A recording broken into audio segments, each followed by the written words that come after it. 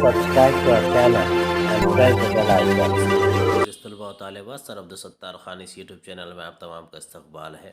10th history and political science bridge course 2022-23 کا برج course ہے۔ Day 5 5واں دن ہے اردو میڈیم کے لیے۔ چلیے شروعات کرتے ہیں۔ برج کورس تعلیمی سال 22-23 جماعت دہم دن 5واں۔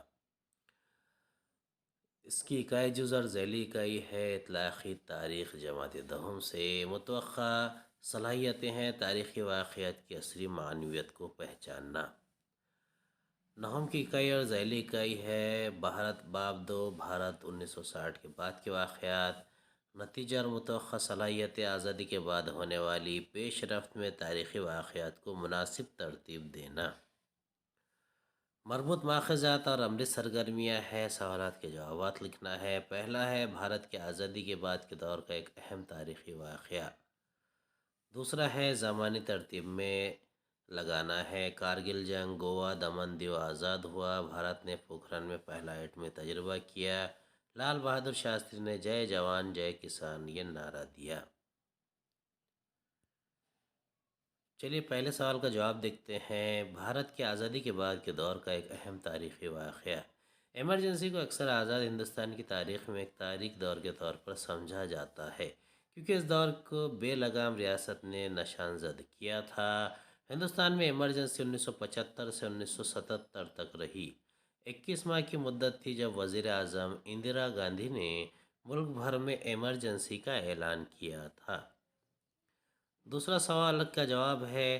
پہلا ہے گوا دمن دیو آزاد ہوئے۔ دوسرا ہے لال بہادر شاستری نے جے جوان جے کسان کا نعرہ دیا۔ تیسرا پوکھرن میں حکومت نے ایٹمی دھماکے کیے۔ چوتھا کارگل جنگ ہوئی۔ آئیے مدد لیں 1960 کی دہائی کا حصہ، 1960 کے بعد کے واقعات کا حصہ، 1991 کے بعد کی تبدیلیاں۔ یہ جماعت نہم اور دہم تاریخ اور سیاست کی درسی کتاب میں موجود ہے۔ دی گئی سرگرمیاں حل کریں۔ بھارت کے وزرائے اعظم کو زمانی ترتیب دیں۔ سب سے پہلے ہے پنڈت جواہر لال نہرو، اس کے بعد ہے لال بہادر شاستری، اندرا گاندھی، مورارجی دیسائی، چودھری چرن سنگھ، راجیو گاندھی، وی پی سنگھ، چندر شیکھر، نرسمہا راؤ، اٹل بہاری واجپئی، ایچ ڈی دیوے گوڑا، اندر کمار گجرال۔ دوسرا سوال ہے ذیل کی تصویر سوگڑا تامر پٹ کی ہے۔ انٹرنیٹ کی مدد سے اس کی معلومات حاصل کیجیے۔ سوگوڑا تانبے کی پلیٹ کا نوشتہ ایک ہندوستانی تانبے کی پلیٹ کا نوشتہ ہے جو براہمی رسم الخط میں پراکرت میں لکھا گیا ہے۔ یہ ایک گاؤں کے کنارے واقع 20 کلومیٹر کے قریب ایک گاؤں کے دریا کے کنارے، دریائے راپتی کے کنارے گاؤں میں سوہگوڑا میں دریافت ہوا۔ گورکھپور سے تقریباً 20 کلومیٹر جنوب مشرق میں گورکھپور ضلع اتر پردیش ہندوستان میں ہے۔ وہاں پر یہ سوہگوڑا تانبے کی پلیٹ کا نوشتہ ملا۔ اشوک کا دور اور اس کے بعد کے تانبے کی پلیٹ کے نوشتے کی جات کا پیش خیمہ مانتے ہیں۔ پلیٹ کے متن کا ترجمہ اس طرح کیا گیا ہے کہ اس میں اناج کے 2 ڈپو کے قیام کا ذکر ہے۔ ہم سوہگوڑا تانبے کی پلیٹ سے موریہ دور کی تاریخ جان سکتے ہیں۔ گھر کا میں آزادی حاصل کرنے کے بعد ابتدائی دور میں بھارت کو کون کون سے معاشی مسائل درپیش تھے؟ دوسرا ہے سبز انقلاب کا بانی کون تھا؟ سبز انقلاب کے لیے کون سی باتیں وجہ بنی تھی؟ اگلا سوال آزادی حاصل کرنے کے بعد ابتدائی دور کی زراعت اور موجودہ دور کی زراعت میں آپ کیا فرق محسوس کرتے ہیں؟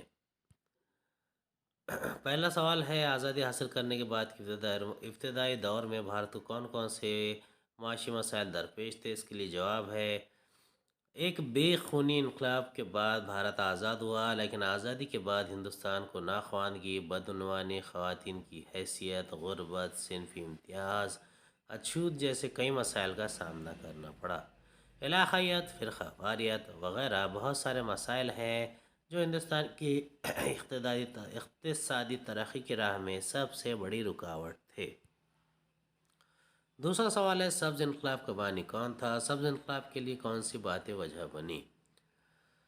ہندوستان میں سبز انقلاب کا آغاز 1960 کی دہائی میں چاول اور گندم کی اعلیٰ پیداوار دینے والی اقسام کو متعارف کرایا گیا تھا تاکہ بھوک اور غربت کے خاتمے کے لیے خوراک کی پیداوار میں اضافہ کیا جا سکے۔